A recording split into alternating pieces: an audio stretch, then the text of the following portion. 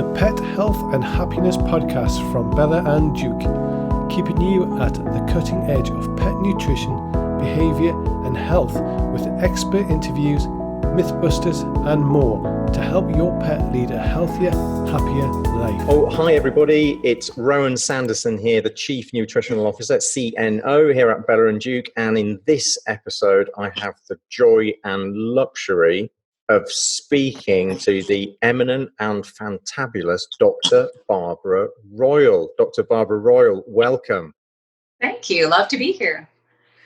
For those of you who don't already know, Dr. Barbara starred in Pet Food, which took Netflix by storm in the US and the UK. And we thought it would be really useful for us to explore a couple of the themes of Pet Food and encourage you all to watch it. So before we leap into that, Dr. Barbara Royal, would you like to give people a little bit of background about you? You are really thought-leading and inspirational, and I think the people who watch this kind of thing are all animal lovers and would love to know more. Yeah, I've definitely loved animals since I was about, born. I know I spent a lot of time driving my mother crazy, bringing in every animal into my house. So, if you've got children like that, they're doomed to a life like this. But I did a lot of work with zoo and wildlife animals. And so that sort of brought me to a little more of an approach to medicine that is more to do with husbandry and making sure that the animals are getting exactly what they would need in the wild. And then when I started to do more of the dog and cat medicine, I felt that we were almost doing the exact opposite. We were trying to fit them into the weird convenient boxes that our lives are. And that just seemed to be the wrong way around because they weren't really getting healthier. So that was an easy platform for me to jump back into and to say, okay, well, wait a minute, let's go back to what they would need from their ancestry and what makes sense. And that's really how I practice medicine. And it made me much happier because I felt the outcomes were way better. I looked at nutrition. I looked at just management of just general systems like not overbathing their skin so it gets all dried out to, making sure, of course, that they're eating the right food. So when Cole Harrington called me up and said, I'm trying to do this documentary on pet food, and he's honestly, I shouldn't say it, but when he called me, he really sounded like a 14-year-old boy. But he had this sweet sort of Southern accent. He was so sincere. And, I was running a busy practice and I was like, okay, yeah, come. I don't care. Fine. Just come and interview me. It's fine. I always said yes because I liked getting the word out. And when he arrived, he had like this entire crew of people and lights and cameras. I was like, oh, whoops. So that's the perfect segue. Thank you for teeing me up there. And I guess this gives you a really obvious but very fresh perspective, having worked in animal husbandry in zoos and the like.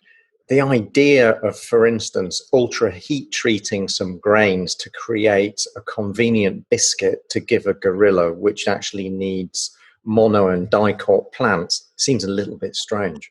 So in a nutshell, for those people who don't already know about it, can you briefly describe pet food? What's the theme behind pet food? Pet food, I think, was the idea from Cole was to expose what's wrong and what can be right in the pet food industry. I think that's the biggest problem. We don't know what goes on behind the curtain in the pet food industry. We have no idea what goes into our pet food. And he just wanted to show people that so they could make informed decisions. And that's what it's about. Fantastic. And it is really when we think that we buy things and bring them into our home and we actually recreate our animals, that the people, I nearly said the people we love the most, but that with the food we feed them, it's kind of astonishing that we don't research and understand fully what goes into this food. So that's because we think, many people think that behind the scenes in the pet food industry, there's tons of oversight. There's people who care about the animals. They're really looking into nutrition and to making the very best food because it says dog food on the package. And we believe there's an industry, watchdog who's paying attention to that. And pet food shows that that's just not true. And what really compelled you to take part in this? Honestly, the sincerity from Cole was what made me really get invested in it, because I was sort of surprised that he didn't know a lot of the things. When he started, he said, I don't even know about this. Can you teach me about what's going on? I have to do this documentary. And he was compelled by his reasons. But when he came to me, I just thought, okay, he could really do this from the standpoint of someone who doesn't know. And that was really interesting to me, to be able to go, okay, you have no preconceived ideas about this. He was very open. He wanted to talk to people in the industry. He wanted to talk to people doing the right thing, the wrong thing. He was talking to everyone, as a real documentarian should. And I thought, all right, I'm in. I'm gonna give him everything I have. And I don't think we stopped talking for 8 hours straight. Wow. And it was crazy. The first night we started at 6 p.m. I sort of scheduled him in for like a 20-minute moment. Right at the end of a long working day, I was tired. I just thought, this kid is coming. And then he set up and I was like, oh. And somewhere into that, I remember vaguely calling my husband saying, honey, I'm just not coming for a while. We have more to say. Wow. Were you surprised at both the success and the reaction to this movie? Yes, both. I got reaction, both sides. Most of the reaction that I got were big thank yous from people. And the most surprising thing to me about pet food was the industry professionals who contacted me and said, I have been out here on my own in my little pet store trying to promote fresh foods to my clients, and I've never had anyone backing me up. And the only thing they would get from any kind of professional thing is, you're crazy, we should be feeding kibble food. And they were so delighted to have a veterinarian and a movie that they could say, look, there it is, watch that. And it's just saved so many people in their professional careers in the industry that I think that's wonderful. And for me personally, the best thing about pet food for me coming out is that I can go to the beach, the dog beach, with my family, and I don't spend all the time talking to people about their pets and their diet, because instead I say, oh, yeah, you've got a really cute, overweight little dog. I know that dog eats kibble food in my head, and I'm thinking, my family, they're all going, what's she going to do? We want to hang out with our mom because I've got my kids there, and they want me not to do this thing I always have to do. And instead I just say, could you just watch this movie, Pet Fool? Bye. And then I can go on about my day. It's wonderful. It's saved me so much time having to talk to people. And hopefully inspired lots of people. Interestingly, we are in the middle of an obesity drive to actually encourage people to get their dogs to lose weight. I recently interviewed Dr. Brendan Clark, and he said it's basically his biggest concern in the dog population in the UK is seeing so many dogs come into his surgery overweight. And that basically is attributed to, or rather is correlated with virtually every other symptom out there. Yeah, it's pretty straightforward though to me. It's the most fun thing at my practice is I will have animals that'll come to me, and I just had one yesterday, significantly overweight Schnauzer mix who has had multiple surgeries, allergies, growths, other things on the skin. And I can say very clearly to this owner, the first thing we're going to do is change the food, and maybe, most likely, a lot of these other signs and symptoms are going to go away. Yeah. And that's the deal. They lose weight, they get rid of carbs. I mean, it's amazing. It's amazing. So having that tool of changing the diet has just, it makes all the difference. And the obesity thing, it's the carbs. It's all about the carbs. 100%. 100%. In many ways, you have been a refreshing and inspirational figurehead to rally behind. People need a veterinary voice to actually reassure them, but also one with a nutritional and fresh perspective, which can actually say, hey, we can do this a lot better. And it makes a lot more common sense. So thank you. No, I love what I do. Do you feel that things have started to change since Pet Food has been released? Yeah, I do. And I think it's changed happily for the industry, because I feel like the industry was really mired in this, who's right, who's wrong kind of a situation. And it was it was really fraught. And there wasn't a good way to really just get the information out and say, no, these are the facts. You can see these things are wrong and we've got to do something about it. Now I think there's been a door that's opened. So the industry's changed. Where the money's going in the industry has changed. The fresh food industry was maybe less than 1% of the entire pet food world not too long ago, before Pet Food.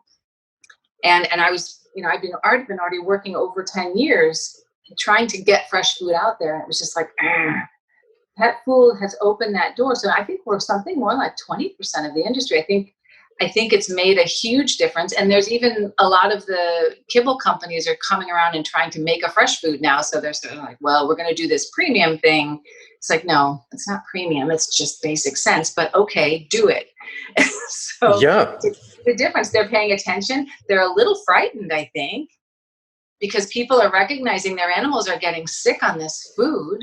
And they know now that maybe there's a better answer. And it's all kinds of different things. It's not just raw food, but it's, lightly cooked or, freeze dried, dehydrated. There's options for people, and that's wonderful. If you were going to urge pet parents to do one thing, what would it be? Really, it is feed something fresh.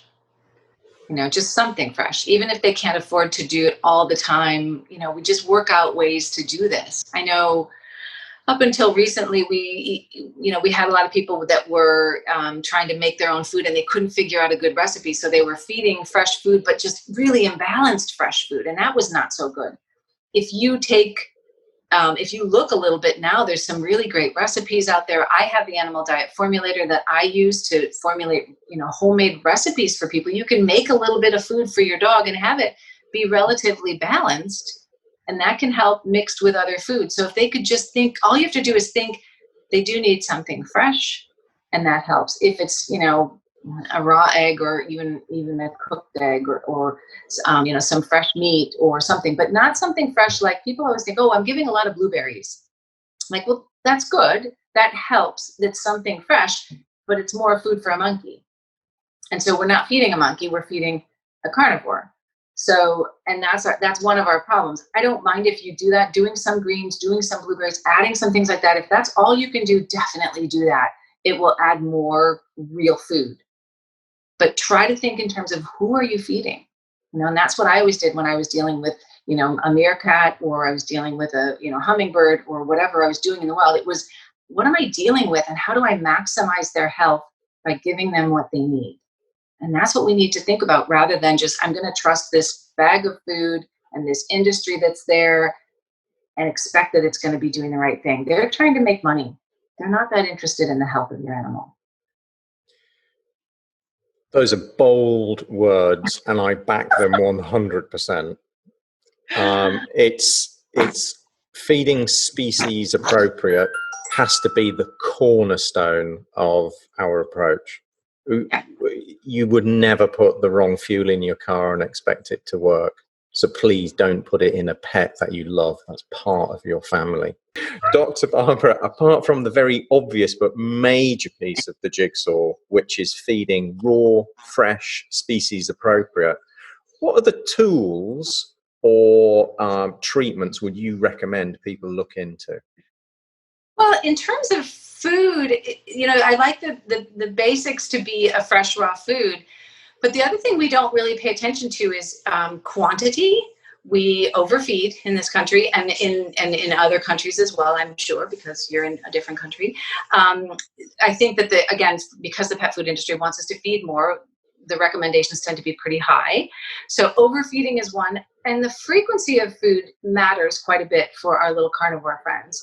So we tend to feed, I have a lot of people who come in and say, yes, I feed 3 times a day, morning, noon, and night. And that's how I feed my dog. And it's really terrific. And yet I have all of these problems.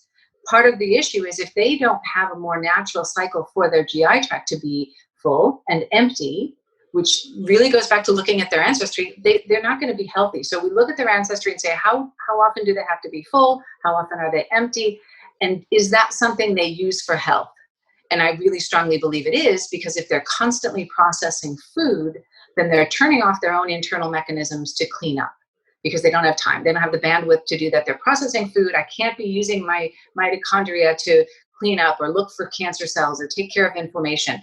So they have to be a little empty to do that. And in a carnivore, they expect most of their day to be empty, to be in that cleanup mode. And then they'll get a meal, they'll hunt, they'll get a meal, digest it, but then they're going to be empty again. And that's really more the norm. And we forget that that's the norm. So people are like, I have to always feed because we want to be the best parent. You know, I want to always feed. I love my dog and the brown eyes are looking at me and I've got to do it. And they're not looking at you because they're starving. They're looking at you like that because it's a great hunting technique and it works. So they're scavengers and they're going to do that as long as it works. But the point is, we have to decide what makes sense for them, for their health. And that's a little bit different. So feeding once a day for most dogs is a really great idea. Even once a day, I feed my cat once a day. People say cats are nibblers. They're not nibblers. They're carnivores. They don't just kill a bird and then eat the toes and come back later for little bits of it. They frigging eat what they kill. So it's just one of those things that people don't pay attention to. So that type of a method of thinking about food can be incredibly health providing. And there's a big benefit we get from, it's almost like a daily intermittent fast. The other thing is random feeding.